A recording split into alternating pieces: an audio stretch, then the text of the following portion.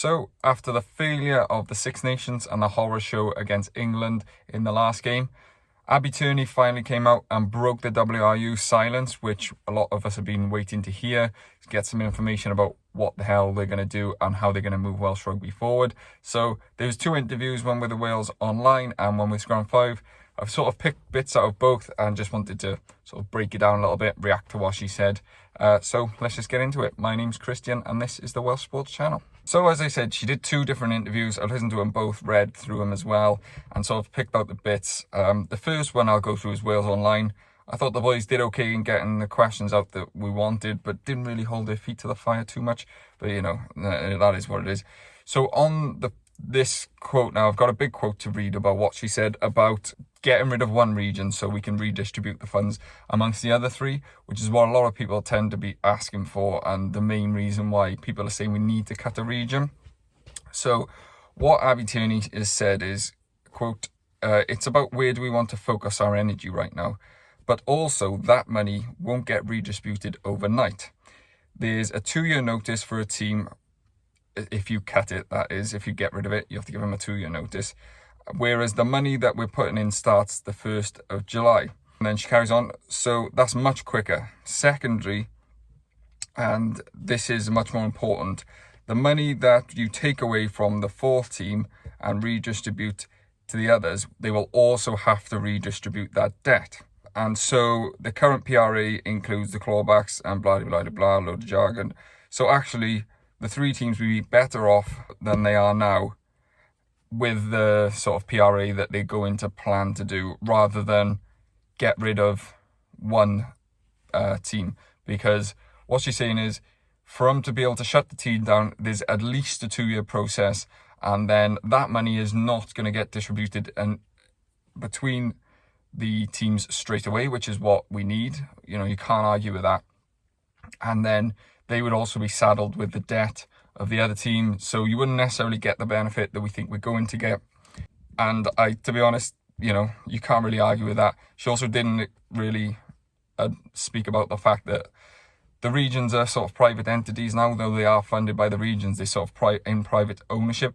So to get rid of them would, I mean, they're not going to accept getting rid of, are they? So we would probably end up in court, and then that's just more money, more time, and it just goes further and further, and we need action now, to be fair.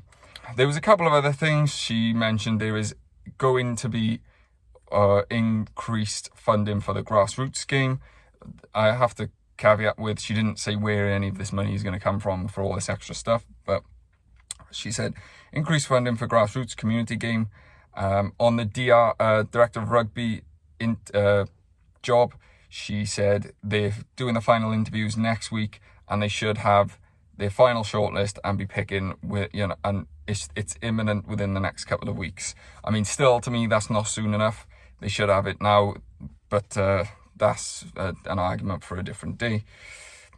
Also, she did say there might be an interim coach for the Japan tour, depending on who they go for.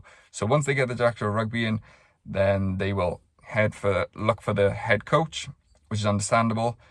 Depending on who that is, will depend on how long he's got to sort of wait before he can come in. If he's available now, he can come straight in already.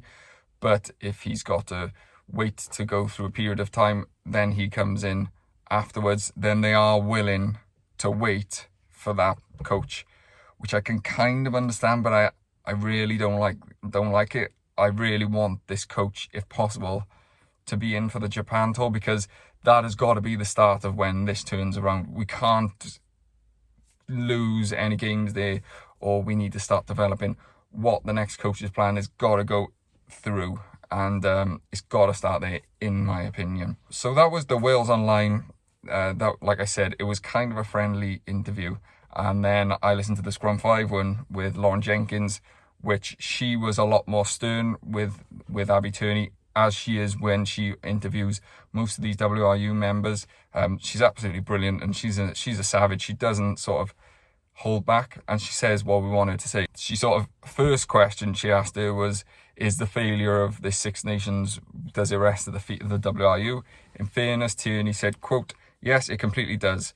It's our job to put the best team to perform, and we haven't done that. So, she takes accountability there. And then it was more stuff about the regions, which there's no need to go over it again, because she explained basically the exact same argument as to why they're not going to cut a region, and that they think that 4 is the right way to go. Player pathways, which is obviously a subject at the moment. She says, we're in the middle of a project to improve the retention of young players, offering better financial and educational opportunities. So I've paraphrased it. So basically, a lot of the players that are leaving for sort of maybe better opportunities, better education, better unis. I mean, think of the Faye Webosa one is the obvious one. Couldn't get into Cardiff Uni, wanted to do medical, so had to go over the border. And hopefully they're trying to find a way with like bursaries and just different things to offer them a package to keep them in Wales a lot more. You're not going to be able to keep everyone, but she said there's no real offers at the moment when a player wants to go or is looking for education and is going to go across the border. There's nothing to really keep them here, so they want to try or they are currently putting something together to retain those players. So I think that is a positive and a must as well, to be honest. And also, if they do go, they said they wanted to improve relationships and not lose contact with that player. So a good example of this has been Steph Emanuel and Tom Bowen went across to do some development, but Cardiff kept in touch with them, and once the opportunity came, they brought them back, and they've already sort of represented the senior team already, and obviously been really good for Wales under 20. So more of that, please, more of that. If they do go across, which you can't help, and the educational opportunities are better across there, and in Gloucester, Hartbury and stuff, the facilities and just the way you're set up is so much better, but we need to get those players back. Another one was on the academies, which I thought was interesting. And she said about they've just finished an audit of the standards of the academies, basically to ensure that the academies are delivering the standard that they require, or the WRU stipulate that the standard is high enough, because at the moment it might not be. And they've just finished that audit, and it's never been done before since 2015 when the regions took over the academy system. The Welsh WRU didn't keep in touch and make sure that those standards stay up. And I'm not saying they have dropped, but the fact that that's never been done in 10 years is wild to me. But that's something that they've implemented and something they're going to implement going forward. So that was a good thing, I think. That I know it's like an audit, a review or whatever, but these things are crucial to maintain standards, and the fact that the standards have been let slip that long. And then she said they were saying about Lauren was asked her about making bold decisions, and it seems like you haven't. And she said sticking with 4 regions is the bold decision, because it would have been sort of easy, or not easy, but she thinks that is the bold strategy going forward, is keeping the 4 regions, because we're sort of the envy of other smaller rugby nations who want more teams and they don't have them. So that was sort of most of the main bit. I would definitely go and listen to the interviews if you want to get more sort of a background.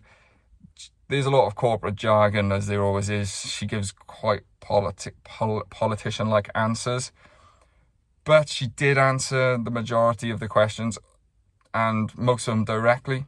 And this might be an unpopular opinion, because I know she's unpopular at the moment, but I thought she did really well in both of the interviews. Like I said, the Wales Online one was a bit more soft, but the Scrum V one with Lauren Jenkins, she didn't give her any easy ways out. She sort of drilled down on certain points, and generally Abi Tierney answered them candidly. So I mean, it shouldn't have taken this long to come out. Another one they said about was, why no one was with Matt Sherratt in the last press conference after the England game, and she said in hindsight that was a mistake. So she did own up to that one as well. So I mean, ultimately these things that they're changing are still going to take time to move forward, other than the director of rugby and the coach, which is what the most imminent thing they can change. these are all things to improve the pathway, and things are going to take time. So, I mean, it's hard to know.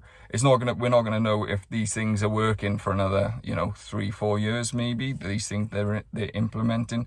But from what they're saying, at least they are implementing stuff and not just letting it carry on the way it is, because it's not, it can't go on like this anymore. But yeah, that was just my thoughts, and let me know what you guys think.